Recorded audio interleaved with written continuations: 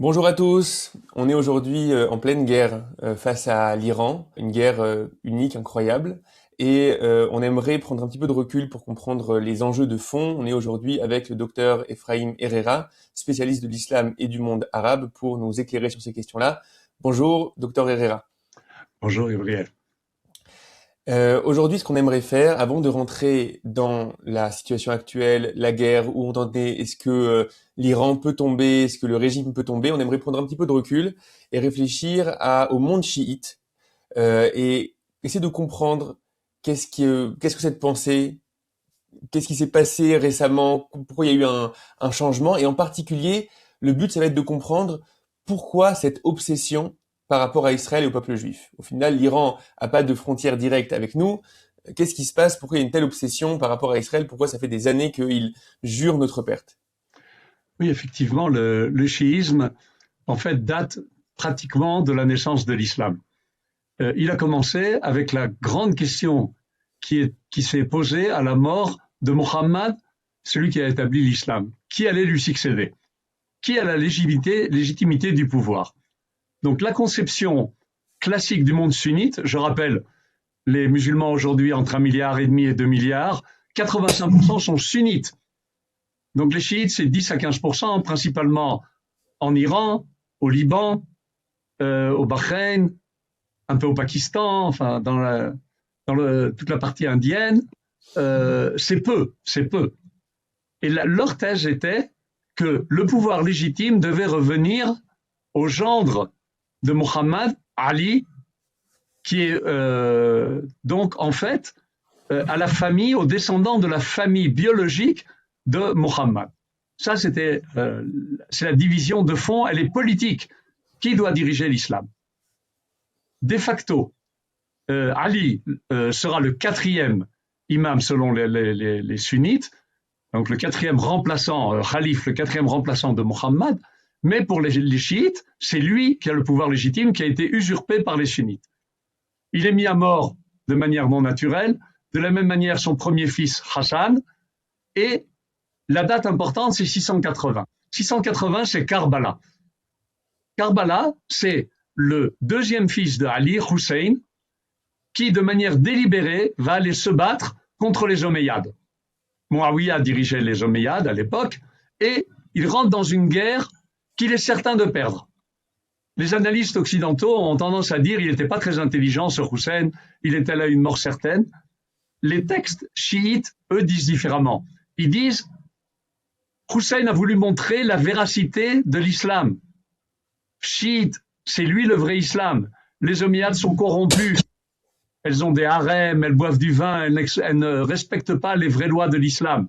Donc, pour montrer la véracité de l'islam chiite, il va à une mort certaine. Et effectivement, il meurt. Les descriptions de sa mort sont terribles. Jusqu'à aujourd'hui, les chiites, quand ils le lisent, ils pleurent. Et les premiers jours du mois de Muharram, jusqu'au 10, la Ashura, ils se flagellent. Les chiites se flagellent. Pourquoi ils se flagellent? Parce qu'ils regrettent de ne pas être allés avec Hussein mourir au combat. Donc il y a une tendance suicidaire de base du monde chiite. Tout au long de l'histoire, les chiites sont minoritaires, brimés, opprimés, sous-estimés, défavorisés dans tous les grands décisionnaires. Tous les grands décisionnaires sunnites considèrent les chiites comme une religion qui n'est pas la religion orthodoxe, ils falsifient le Coran, etc. Et en fait, jusqu'au XVIe siècle, c'est ça la situation. En 1501, Ismaël Ier règne sur l'Iran et pour unir le pays, impose l'islam chiite duodécimain à l'ensemble de la population. Pour ça, il a besoin de sages chiites qui fait venir du Liban. Donc les liens entre le Liban et l'Iran ne datent pas d'aujourd'hui. Le lien avec le Hezbollah, ce ne sont pas des liens récents. Ce sont des liens qui ont 400 ans. Et en fait, ça a donné des liens de mariage, des liens familiaux. Donc il y a des liens très profonds entre le chiisme classique et le Liban. C'est important pour comprendre ce qui nous arrive aujourd'hui et ce qu'on vit. Parce que la guerre n'est pas uniquement avec l'Iran, elle est aussi avec le Hezbollah aujourd'hui. Nous avons des troupes aujourd'hui en Iran, ils tirent sur les villages du nord d'Israël. La situation n'est pas simple du tout. En 1979, Khomeini arrive au pouvoir. Aidé par les Français, ils l'ont... Alors juste avant d'arriver à 79, j'aimerais 2 secondes qu'on approfondisse un petit peu.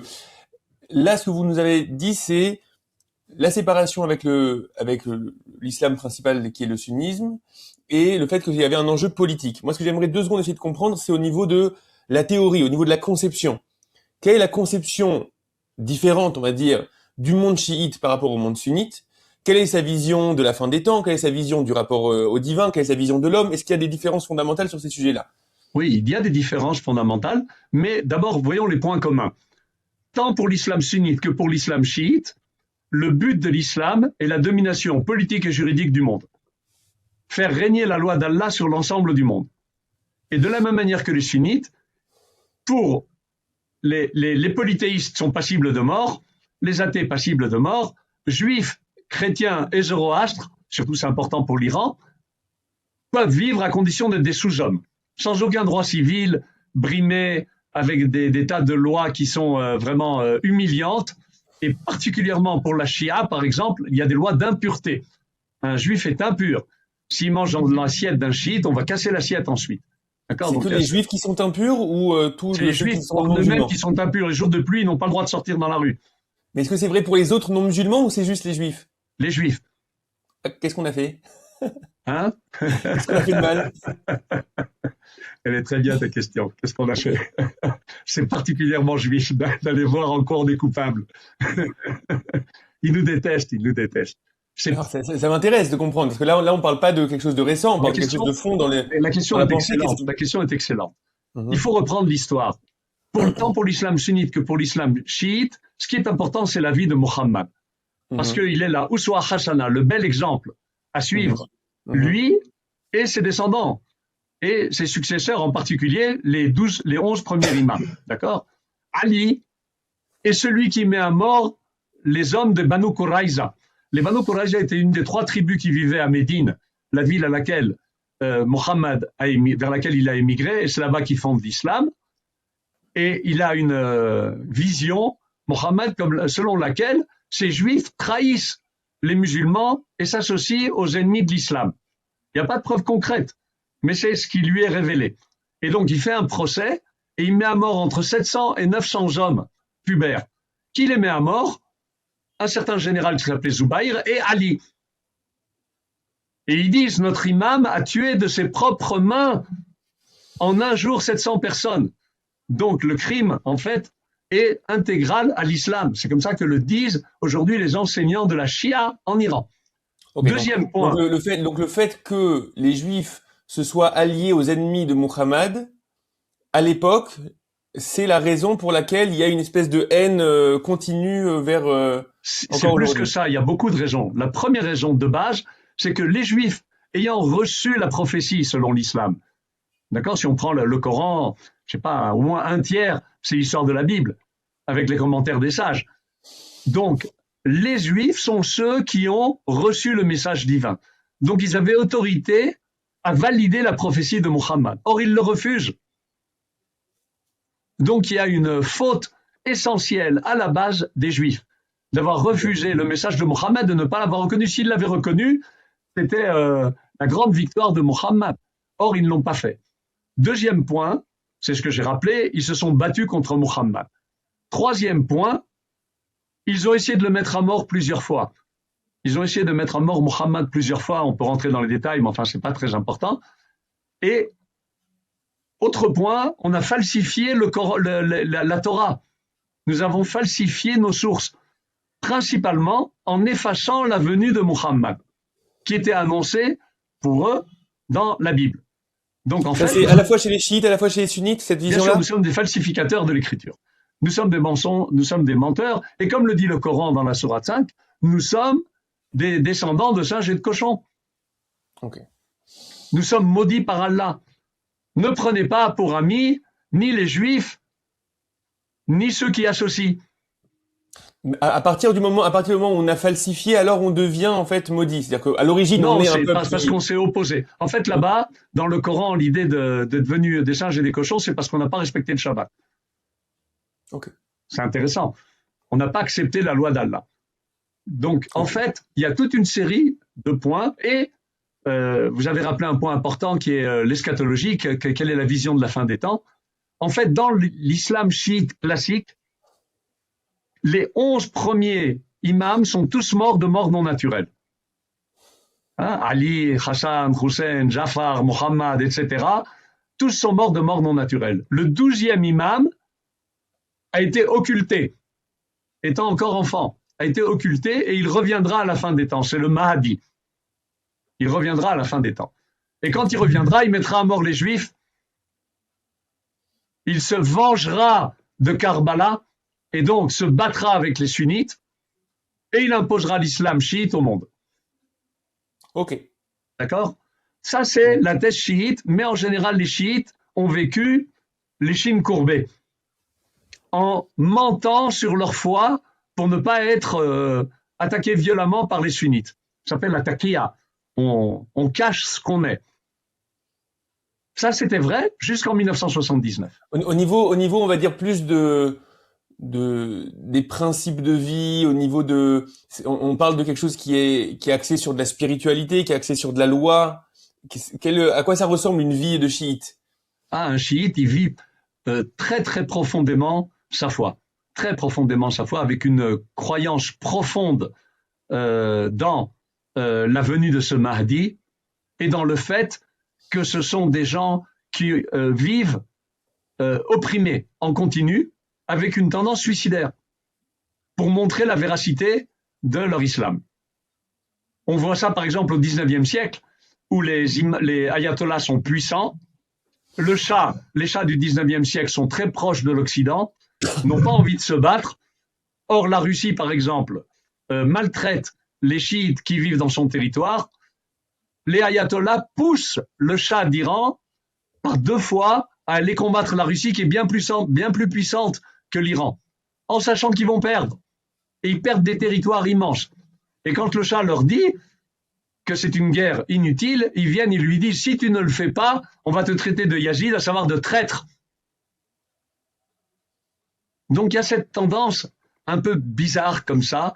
Jusqu'à aujourd'hui, ils pleurent des vraies larmes, y compris leurs intellectuels, quand ils parlent de Karbala, de cette mise à mort avec des souffrances terribles de Hussein et de son fils, qui était encore un bébé, etc., comment les flèches les frappent. Enfin, c'est des descriptions horribles et ils vivent ça profondément.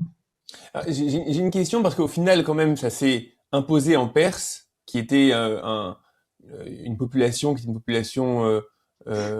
souvent éduquée, zoroastrienne, etc.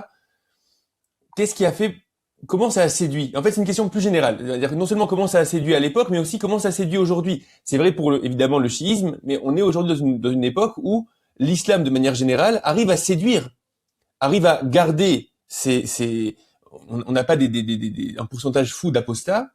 Donc les gens continuent finalement cette foi-là. Et il y a même des personnes qui rejoignent l'islam, et même rejoignent l'islam fondamentaliste. Donc, qu'est-ce qui séduit finalement là-dedans? Oui. En fait, il faut distinguer entre les pays musulmans et les pays occidentaux. Dans les pays musulmans, quand on grandit dans l'islam, on grandit dans une peur panique. Parce que de la même manière que celui qui va respecter l'islam arrive au paradis, avec tous ses bienfaits matériels dans la plupart des cas, celui qui ne respecte pas l'islam va en enfer avec ses affres les plus matériels. On est mis à mort, on est brûlé, et tous les jours on est ressuscité, rebrûlé. C'est l'horreur absolue, on ne se rend pas compte. Il y a les djinns qui viennent, c'est la peur panique. On vit en peur panique. Okay. Dans l'Occident, c'est autre chose. Dans l'Occident, qui est devenu un monde athée, qui n'a plus de valeur spirituelle, vient l'islam et affirme d'abord une religion qui est masculine, entre guillemets, d'accord, où il y a la force qui s'exprime, et il y a une foi réelle en un Dieu unique. Je dis bien, je suis précis, il n'est pas un, il est unique. D'accord, il n'y a pas d'autre Dieu qu'Allah, et n'oublions jamais qu'il y a une deuxième partie à cette déclaration de foi qui est un des 5 piliers de l'islam, et Mohammed est son prophète, indistinguable. D'accord? Et là, cette conception, elle est tellement étrangère à nous. Pour Israël, ce qui est important, c'est la morale absolue. On va juger Salomon, on va juger David, Nathan, le prophète, va venir le voir et lui faire le reproche qu'il faut lui faire. On juge Moshe, on juge tout le monde. Dans l'islam, Muhammad al-Isma, il est infaillible. Donc s'il met à mort un juif des Banu Khaybar, Khaybar était un village à 150 km de Médine, riche, qui savait s'occuper d'agriculture. Celui qui porte l'étendard de l'islam, donc de la guerre contre Khaybar, c'est encore une fois Ali. Et pour eux, les juifs qui habitaient là-bas sont fiers, sont vains, sont certains de leur victoire parce qu'ils ont des forteresses. Vient Ali et il les bat.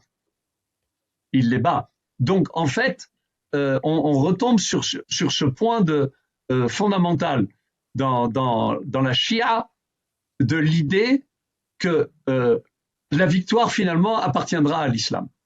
D'accord? Donc j'ai distingué entre dans le monde chiite où on force et dans le monde sunnite où on force les musulmans par la peur.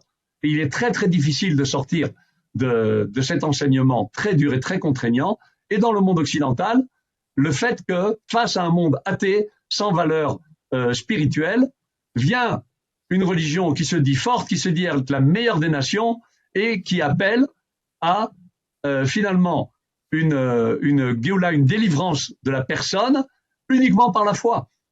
C'est très bien l'action. On va demander aux musulmans de se comporter comme il faut, c'est pas ça qui va le sauver. C'est parallèle à un christianisme.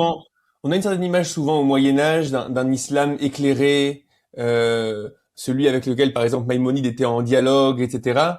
Est-ce que c'est une espèce d'exception dans l'histoire de l'islam, ou est-ce que, au contraire, l'islam que nous voyons extrêmement violent, conquérant, etc., c'est ça l'exception? Qui est l'exception dans cette histoire? Grand mensonge devant l'Éternel. On a l'exemple le plus classique. On parle de l'âge d'or espagnol qui a duré moins de 100 ans en fait. Donc depuis le milieu du Xe siècle jusqu'en 1066, on sait dater exactement. 1066, c'est le pogrom de Grenade, avec entre 3000 et 4000 juifs qui sont mis à mort en un seul jour. Il faut comprendre que l'âge d'or espagnol s'est fait malgré l'islam. Les dirigeants de Grenade sont des Iris qui viennent d'Afrique du Nord et qui prennent par exemple Shmuel Anaguid comme vizir. Il est chef de leurs armées, il est le grand diplomate. C'est lui qui fait vivre l'ensemble du monde juif, l'ensemble du monde juif. Je suis précis, la dette qu'on a envers Shmuel Anaguid est infinie. Et viennent les sages musulmans et disent aux dirigeants de Grenade, si vous maintenez ce juif à son poste, alors que c'est interdit par l'islam, un juif n'ayant pas le droit d'avoir un poste administratif quel qu'il soit selon l'islam, on vous fait la guerre. Et c'est ce qui se passe. Il y a des guerres qui sont faites contre les dirigeants de Grenade.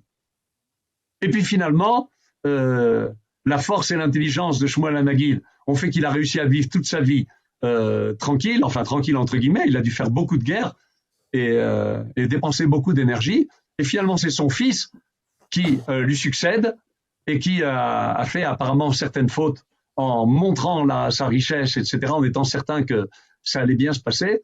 Et d'ailleurs, un maître soufi appelle les foules, harangue les foules, dans un arabe parlé, à aller faire la guerre contre les Juifs qui ne remplissent pas les devoirs de la dîma, d'être des sous-hommes soumis à l'islam. Et donc, il y a ce pogrom terrible qui rappelle le 7 octobre, qui se passe à Grenade en 1066, et ensuite c'est fini. Ensuite, c'est fini. Donc, en fait, l'âge d'or espagnol s'est fait malgré l'islam orthodoxe. Je parle pas de l'âge d'or juste dans les liens entre l'islam et les juifs, je parle d'une dimension intellectuelle, en dialogue avec la pensée aristotélicienne de l'époque, ce qu'on voit chez Averroès, etc. C'est quelque chose qui est une exception dans l'histoire de l'islam, ou c'est quelque chose qui au contraire ce qu'on voit aujourd'hui, qui est l'islam radical et violent, et lui l'exception par rapport à un islam plus apaisé Non, l'islam radical et violent est l'islam classique. Ibn Rushd, Averroès, dont vous parlez, en fait, était une exception. Il était fils du cadi et c'est grâce à ça qu'au lieu d'être mis à mort, il est en fait exilé en Afrique du Nord. Et même dans ses livres d'Ibn Rushd, il a un Kitab el-Jihad, le livre du djihad, qui appelle les dirigeants de l'islam à faire un djihad tous les ans pour l'expansion de l'islam et la domination de l'islam sur le monde. Rien de différent chez lui, à part qu'il aime un peu les philosophes. Ok, j'entends. C'est souvent ce qu'on entend, mais ça m'intéresse d'avoir votre avis. Souvent, ce qu'on entend, c'est que il y a eu une espèce de tournant avec les frères musulmans dans le monde sunnite et avec la révolution des années 70 dans le monde chiite, où il y a eu quelque chose de beaucoup plus radical et violent, alors qu'avant, on était dans quelque chose de plus apaisé. Non. Dans le monde sunnite, rien n'a changé. Rien n'a changé. Et je l'ai montré dans un livre sur le djihad de la théorie aux actes, que le djihad a été appliqué depuis Mohammed en continu jusqu'aux frères musulmans et jusqu'à nos jours. Parce que c'est le but de l'islam, la domination politique et juridique du monde. Il faut distinguer entre deux parties dans le monde de l'islam.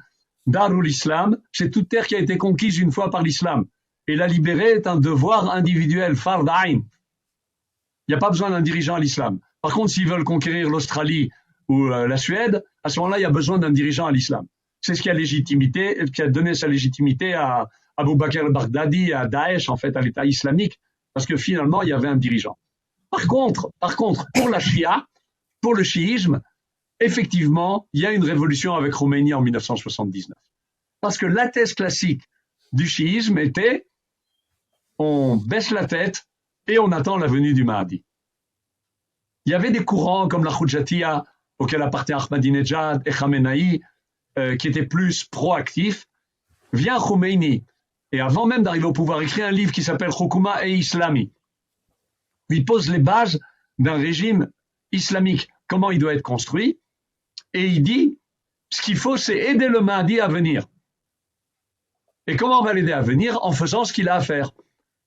Or, il suffit de lire la tradition chiite pour comprendre ce qu'il a à faire. Deux rôles principaux. Aller se battre contre les Juifs et se venger de Karbala. Donc contre les sunnites. Contre les sunnites. D'ailleurs, le Cheikh Kardawi, qui était le grand maître spirituel des frères musulmans et de l'islam sunnite dans son ensemble, avait fait appel aux chiites en leur disant faisons une non-belligérance. Nous avons des ennemis communs, alors mettons de côté nos différends et on verra plus tard. Et au moins maintenant, soyons unis contre l'ennemi commun. Ils ont refusé. Ils ont refusé. Pour eux, il y a cette vengeance qui doit être faite. Vengeance de ce qui a été fait à Hussein. Là, ce que vous êtes en train de dire, c'est que Khomeini fait un changement au niveau du dogme chiite, où maintenant ça va être fait de manière active et pas passive. On n'est pas juste dans l'attente du Mahdi, mais on essaie de jouer son rôle et on espère qu'il va nous aider à un moment ou à un autre. Et vous dites que dans les missions premières que s'est donné Khomeini, il y a la vengeance contre les Juifs et donc contre Israël. C'est pas la vengeance, c'est leur mise à mort. L'ennemi, comment commence son livre Hukuma Islami? Il commence par ça, l'ennemi de l'islam, ce sont les Juifs. Vous l'avez très bien dit, aucune frontière commune, aucun différend industriel, aucun différend économique, aucun différend touristique, rien. Les raisons géopolitiques n'expliquent en rien ces investissements en dizaines de milliards pour éradiquer ce cancer, comme ça ils nous décrivent, ce cancer au Moyen-Orient. C'est assez intéressant, pourquoi? Parce que l'impression qu'on a dans les médias occidentaux, etc., c'est que le narratif, qui était le narratif iranien, était un narratif plutôt de justice dans le conflit israélo-palestinien, et donc on devait se débarrasser d'Israël parce que Israël était une injustice par rapport au monde arabe et par rapport aux Palestiniens. Alors que là, vous êtes en train de dire que non, on est face à quelque chose de beaucoup plus de fond. On est face à vraiment une des missions premières du chiisme. Et c'est vrai aussi pour les sunnites. Vous avez beaucoup de grands sages sunnites qui disent même si Israël donnait tous les territoires et n'avait plus d'État indépendant, il resterait les ennemis de l'islam. Il ne faut pas oublier que Khamenei, qu'on vient de liquider heureusement, a traduit en persan les écrits de Saïd Qutb. Saïd Qutb était l'idéologue des frères musulmans. Et il a un livre qui s'appelle Marakatuna Ma'al Yahud, notre combat avec les Juifs, où il décrit que le vrai ennemi profond de l'islam, ce sont les Juifs. Citant ce verset que j'ai rappelé, que ne prenez pas pour amis, les pires ennemis de l'islam, ce sont les Juifs et les associateurs. Et Saïd Qutb dit, et le Coran met les Juifs avant les associateurs. Et pourquoi? Parce que le but des Juifs, les associateurs, ça veut dire ceux qui à Allah associent quelqu'un d'autre. Okay. D'accord? Bon, nous sommes des associateurs parce que nous avons mis au Zaïr, le prophète Ezra, on en a fait un dieu. Ça, c'est la thèse des sunnites et des chiites. Okay. D'accord? Donc nous sommes nous-mêmes des associateurs. On ne le sait même pas. Ouais, pas au courant. C'est important parce que c'est comme ça qu'ils nous considèrent. Mhm. Et donc, pardon, les Juifs sont les ennemis de l'islam en quoi? En cela qu'ils veulent séparer le musulman de sa foi. Ça, vous dites, c'est ce qui est dans les textes des C'est ce que frères dit musulmans. Saïd Koutoub, qui a été traduit en persan par Khamenei. Donc, C'est-à-dire le régime de Khomeini, ensuite de Khamenei, s'inspire des frères musulmans. Il s'inspire de cette idée de commencer par la base, de retourner à un vrai islam qui va faire que Allah va les aider à réussir dans le projet qu'il a donné à sa nation, qui est la meilleure des nations du monde, euh, pour qu'elle prenne le pouvoir sur l'ensemble du monde. Khomeini disait, l'islam est politique ou il n'est pas. Donc c'est une guerre ontologique profonde entre l'Iran et Israël, indépendamment de ce qu'on peut faire. oui, mais c'est assez fou en fait à entendre parce que c'est comme se rendre compte qu'on a un rôle imaginaire dans leur conscience qu'on ne pouvait même pas imaginer. C'est-à-dire on est l'ennemi ultime, etc. Alors qu'on n'était même pas au courant d'être cet ennemi-là. Donc c'est assez intéressant. Si maintenant il y a une telle haine du juif, comment vous expliquez qu'il y ait une communauté juive et il y ait une communauté juive en Iran? Il y a encore une communauté juive en Iran qui, évidemment, se distance d'Israël et jure fidélité, etc. Mais comment vous expliquez que, entre guillemets, ils sont tolérés en Iran? Parce qu'il faut montrer que si on respecte les lois de la Dima, on est accepté dans l'islam. C'est-à-dire que nous sommes des sous-hommes, sans aucun droit civil, devant porter des habits humiliants, ne pouvant pas construire des maisons plus hautes que celles des musulmans, ne pouvant pas monter à cheval, devant se plier devant un musulman, descendre du trottoir quand il passe, j'en passe, c'est infini, ne pouvant pas reconstruire de nouvelles synagogues, ne pouvant même pas rétablir celles qui étaient et qui s'abîment. Alors là, on est accepté. C'est accepté à condition d'être des sous-hommes. Il faut bien le montrer que c'est acceptable. Ils sont tolérants. Ok, très bien. Donc là, vous nous dites que à partir des années 70, à partir de la révolution de Khomeini, là, on passe dans une nouvelle phase où va y avoir un chiisme actif. L'ennemi numéro un est Israël. Non, c'est intéressant parce qu'ils disent qu'on est le petit Satan, que Oui, Israël est le petit Satan et que les États-Unis sont le grand Satan. oui. Comment ça se fait? J'ai pas dit, mais le Mahdi va mettre à mort aussi les chrétiens. Ok. D'accord? Parce qu'en fait, tant les chrétiens que les juifs refusent le vrai message et s'opposent à la vraie religion. Il ne faut pas oublier, d'ailleurs, vous avez une des unités qui s'appelle Khatim el-Anbiya'i. Ça veut dire le sceau des prophètes. Après Mohammed, il n'y aura plus de prophètes. Il a amené la religion ultime. Et ceux qui ne la reconnaissent pas, c'est une honte. Comment ils osent ne pas reconnaître cette vérité? Et donc, ils méritent la mort, dans la mesure où ils s'opposent. Et comment on sait qu'ils s'opposent? Eh bien, ils tirent sur l'Iran. Ils tirent sur le Hezbollah. Ok. Donc, ils s'opposent au chiisme. Ils Et donc, oublient que Carter a sauvé Khomeini en brimant le Shah et en ne laissant pas mater ce grand danger qui existait. et donc la détestation des États-Unis, c'est à cause de la détestation de la chrétienté? Oui, Ok. c'est comme Mais ça que c'est vu. il y a un narratif qui est un narratif anti-occidental, anticapitaliste, C'est anticolonial. vrai aussi. C'est vrai Ok. aussi. Il y a aussi cette dimension qu'on retrouve encore une fois chez Saïd Koutoub. Saïd Koutoub, quand il était, en fait, c'était un enseignant à la base qui a été envoyé au départ aux États-Unis, où il vit 2 ans, je crois. Et il regarde le monde occidental. Il l'observe.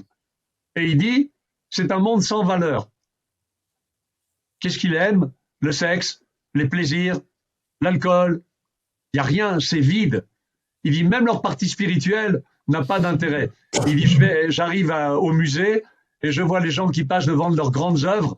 Il n'y a personne qui reste plus de 30 secondes devant une œuvre. C'est sérieux, ça? Il dit, même ça, c'est pas sérieux. Donc, il n'y a pas de contenu profond à cette culture occidentale, qui n'est que matérialiste. On retrouve ça ensuite chez Kardawi, et donc on le voit tant chez les sunnites que chez les chiites. Cette critique d'un monde sans spiritualité et attaché uniquement à la matière et au plaisir. Et vous dites la détestation d'Israël n'est pas sur ce plan-là. C'est pas parce qu'on serait des représentants de l'Occident vide. Non, c'est indépendant, c'est en tant que juif. en tant que juif ennemi de l'islam depuis ses débuts, Ok, donc depuis le premier jour.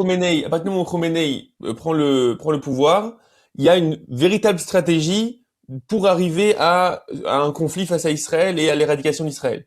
Ben oui, c'est clair, ils le disent et ils le font. Regardez le nombre de missiles à longue portée qu'ils ont et contre qui ils les ont tirés. Regardez ces investissements en dizaines de milliards, alors que vous ouvrez le robinet à Téhéran, il n'y a pas d'eau. Vous appuyez sur le bouton, il n'y a pas d'électricité, les nappes phréatiques ont été mises à sec. Et ils ont investi des sommes faramineuses pour frapper Israël. Mhm. C'est du factuel, ça. C'est du factuel. Mais il ne faut pas oublier qu'il y a une dimension immorale qui existe en continu. Par exemple, on marie les filles très très jeunes. Et si le père oblige, ben voilà, moins de 13 ans. Ça vous dites en particulier dans le monde chiite ou vous parlez de manière Surtout dans le générale? monde chiite, oui. Dans le Ok. monde chiite, on peut épouser une femme pour 2 heures. Il y a de la prostitution institutionnalisée. Et à part ça, il y a un point fondamental qui est critique pour la guerre que nous sommes en train de mener. Les gardiens de la révolution exploitent le peuple iranien de manière éhontée. Tous les biens, toutes les ressources, toutes les infrastructures leur appartiennent. Les télécommunications, l'industrie, l'agriculture, l'aviation, les transports, le tourisme, tout ça, c'est entre les mains d'une petite caste qui exploite le peuple de manière éhontée et donc qui fait qu'ils sont détestés. Donc il y a en fait une religiosité absolue accompagnée d'une immoralité absolue.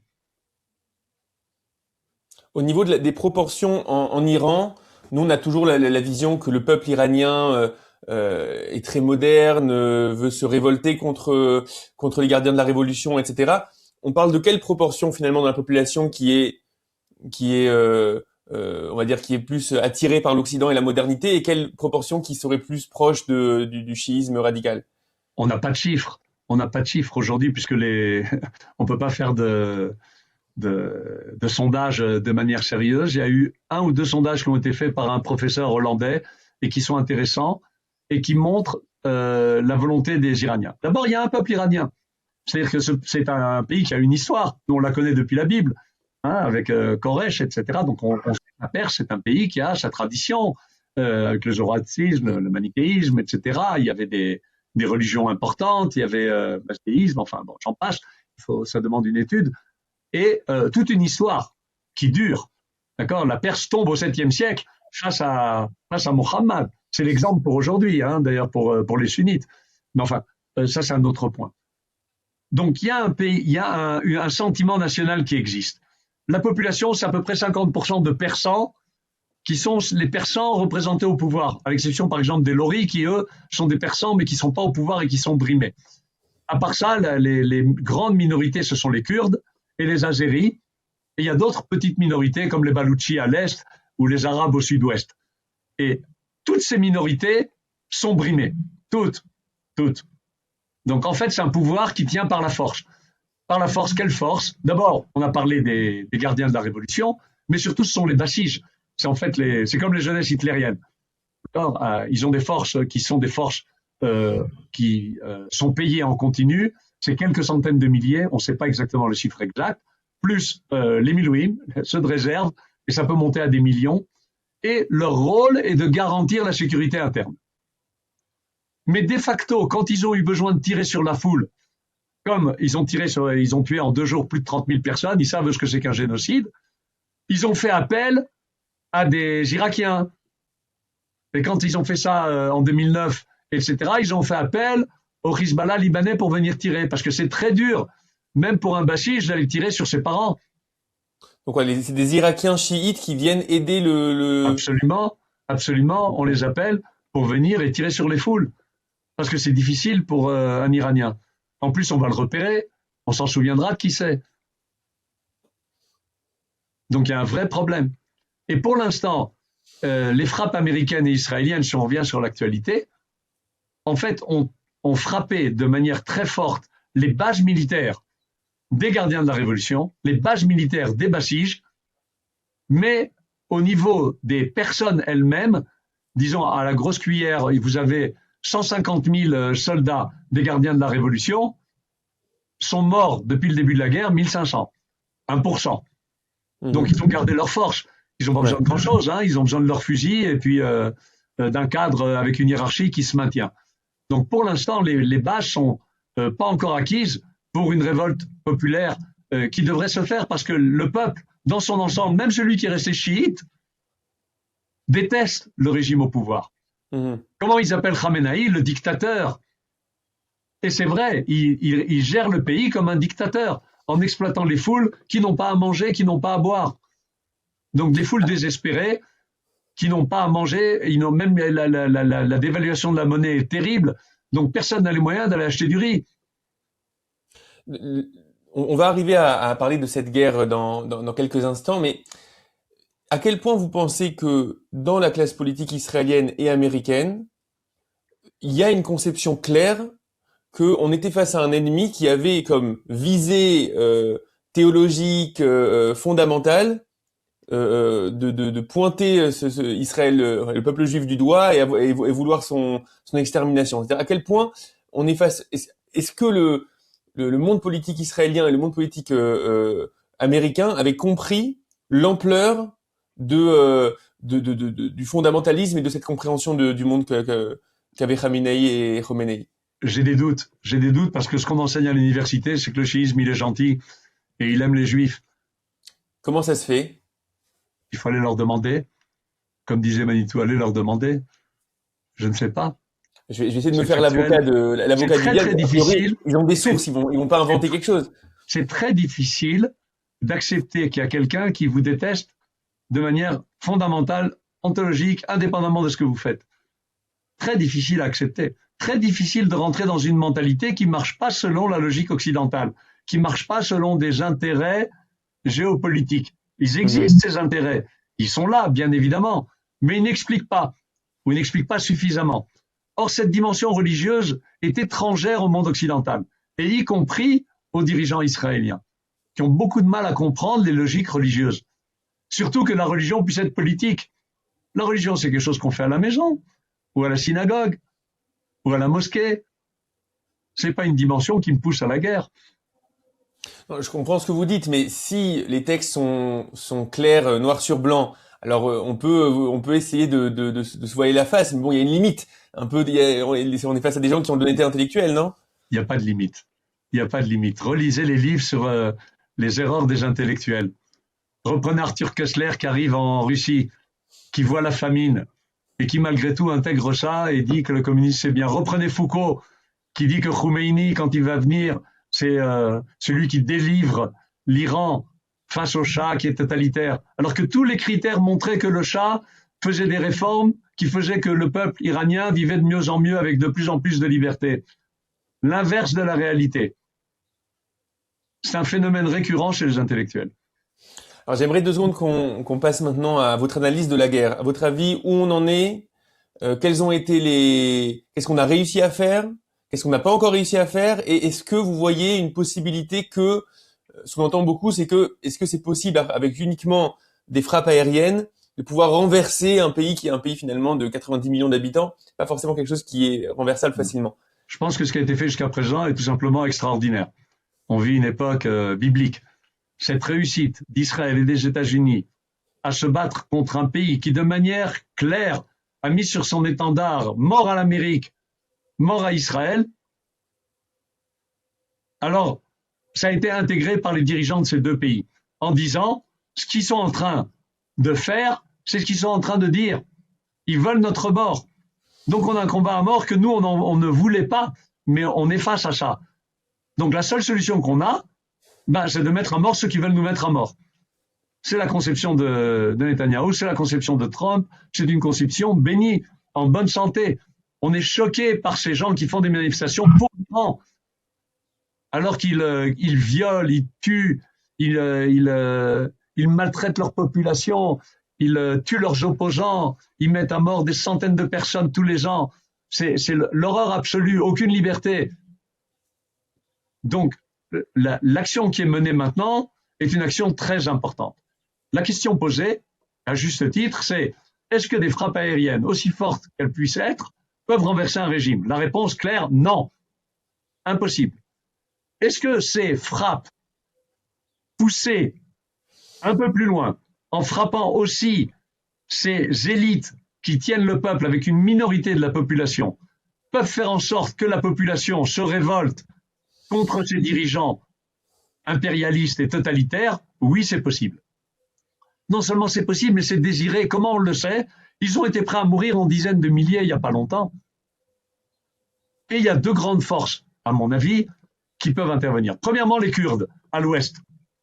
Pourquoi? Parce que ce sont des gens qui sont habitués à se battre. Ils ont une autonomie dans le nord de l'Irak. Ils savent se battre, ils savent tenir les armes. Et donc, si les conditions s'y prêtent, ils seront prêts à se battre de manière efficace, au moins à l'ouest du pays. Et si l'Iran essaye d'envoyer des troupes, il n'y a pas beaucoup de routes en Iran, ces troupes peuvent être arrêtées en route par les Israéliens et les Américains. Deuxième point important, c'est la métropole, la grande métropole, la méga métropole de Téhéran, avec plus de 16 millions d'habitants, sur une population, comme vous l'avez dit, d'environ 90 millions. Si on commence à frapper Téhéran dans les bases militaires, les bases des Bassiges, et ces ressources qui permettent aux gardiens de la révolution, aux Bassiges de se battre, et on a vu aujourd'hui qu'on a aujourd'hui tiré sur les bases de pétrole qui fournissent l'énergie à toutes ces bases. Et si on commence à tuer aussi plus de leurs soldats, on peut espérer une révolte populaire dans une ville qui est très serrée, et il est très difficile de faire un combat de rue face à une population qui ne veut pas de vous et qui veut finalement se venger de ce qui a été fait. Vous pouvez oublier que c'est des dizaines de milliers de personnes qui ont été mises à mort. Il y a l'instinct de vengeance qui est très très fort. Et donc il y a une possibilité comme ça. Quel est l'avenir? Est-ce qu'il y aura un seul pays uni? C'est le souhait, d'après le sondage que j'ai rappelé de ce professeur hollandais, c'est le souhait de la majorité des Iraniens. Une démocratie.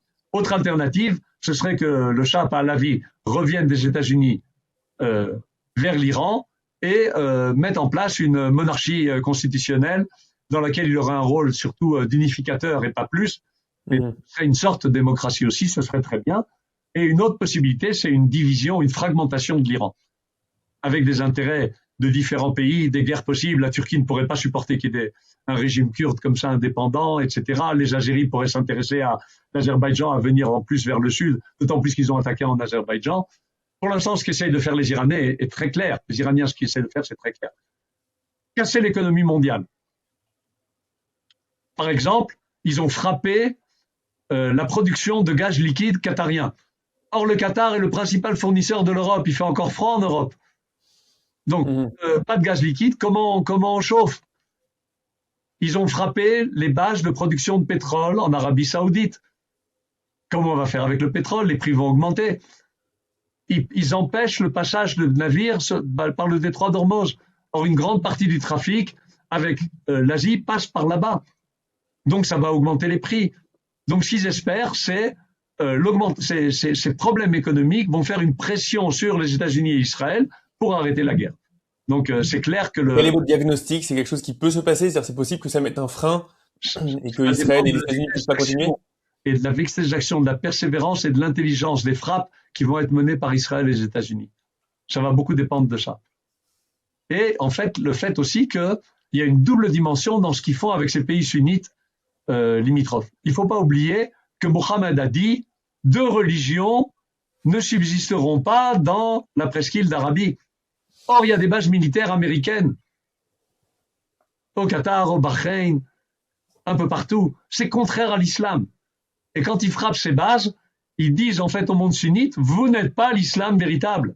Vous ne méritez pas ces terres qui sont les terres bénies de l'islam et l'Arabie Saoudite. En fait, c'est ça la base. Hein, mais d'un autre côté, ils se mettent à dos complètement tout le monde musulman l'Arabie Saoudite est touchée, le Qatar est touché, les Émirats sont touchés, etc. Oui. Donc, ils sont en train de s'isoler complètement. Oui, mais enfin, c'est pas ça qui les fait nous aimer. Hein. Aujourd'hui, il y a une déclaration d'un des dirigeants saoudiens qui dit que ceux qui sèment ce désordre, ce sont les Israéliens, qui empêchent la stabilité de la région. C'est pas ça qui les font nous aimer. Alors, dernière question pour finir, parce que voilà, j'ai pas envie je vais pas vous retenir plus longtemps. Vous m'avez dit que vous aviez quelque chose juste après. Quelle est votre analyse de ce qui se passe au sein de la société israélienne? Là, on est face à une des heures les plus glorieuses finalement d'Israël, avec une capacité de renseignement incroyable. Ils ont réussi, après la guerre des 12 jours, qui déjà était incroyable, à nouveau à surprendre les Iraniens, à décapiter Khamenei et 40 chefs dès la première heure, à arriver à avoir à s'associer aux États-Unis de cette manière-là, etc. La population israélienne qui montre aussi beaucoup de résilience et qui finalement dit au gouvernement on est prêt à vivre pendant des semaines dans les sous terre si c'est pour se débarrasser de cet ennemi, etc. Quelle est votre analyse de ce qui se passe au sein de la société israélienne? En fait, il y a un consensus en Israël de la droite profonde à la gauche profonde sur le besoin absolu d'éradiquer le danger iranien. Donc en fait, il y a une base commune qui est indépendante des conflits internes qui ont marqué la société israélienne déjà avant la guerre du 7 octobre et ensuite. Ces problèmes qui divisent la société israélienne ne sont pas résolus par cette unité face à un ennemi commun reconnu comme ennemi commun. C'est important, cette unité face à un ennemi commun. C'est très important. Et on voit que de facto, ceux qui disaient du fait que le gouvernement est comme il est, qui fait A, B et C, il faut arrêter d'aller à l'armée, c'est fini. Personne n'en parle. Les pilotes vont à la guerre, frappent comme il faut frapper, mais ne jamais oublier que c'est parce qu'il y a un consensus et une reconnaissance absolue du danger existentiel que représente l'Iran pour Israël. Donc, tant qu'on est dans ce consensus, les problèmes, sont résolus, entre guillemets. Est-ce que les autres problèmes qu'on a vécus sont résolus? Non. L'identité d'Israël, est-ce que nous sommes la continuité du peuple de la Bible ou non? Quelle est la place de la Torah dans la vie du peuple d'Israël? Sommes-nous encore un pays libéral comme l'ensemble des Occidentaux ou non? Est-ce qu'il faut qu'il y ait une armée qui apprenne à se défendre? Ou bien est-ce qu'on doit compter sur les miracles? Donc tout ce qui divise aujourd'hui la société israélienne continuera de la diviser et ça nous laisse des problèmes à élucider. Et c'est très bien, c'est très bien. Après plus de 2000 ans, on est revenu de plus de 100 pays d'exil. On arrive à vivre ensemble, à se battre ensemble et côte à côte. Donc il faut regarder la partie pleine du verre qui est vraiment presque pleine. Et puis le reste, j'espère qu'on arrivera à s'en occuper comme il faut. Je vous ai dit que c'est la dernière question, mais en fait j'ai une dernière question qui est on a vu par exemple que certaines idéologies comme le panarabisme sont tombées. C'est-à-dire qu'on a vu que lorsque face à la défaite, finalement, il y avait eu des changements, y compris des changements au niveau de l'idéologie même des populations. Est-ce que vous pensez que si l'Iran tombe, on va dire pas l'Iran, mais le régime des mollahs tombe, est-ce que vous pensez que le chiisme et même finalement la partie radicale de sunnites, le Hamas, etc., est-ce que vous pensez que ça peut créer un changement dans le monde arabe, de comprendre que ces idéologies nous ont mené à de la destruction? On l'a vu avec Gaza, on le voit maintenant avec l'Iran. Peut-être qu'il faut réfléchir à une autre manière d'aborder notre spiritualité et ces questions-là. Alors si le chiisme tombe, ça ne gênera pas la grande majorité sunnite, bien au contraire, qui les considère comme une hérésie. Deuxième point, le général Assisi, quand il est arrivé au pouvoir par le putsch qu'il a mené, a été voir les sages de l'université d'Al-Azhar. Donc on est en Égypte. Donc l'université d'Al-Azhar, c'est la grande instance décisionnaire dans le monde sunnite, qui est au Caire.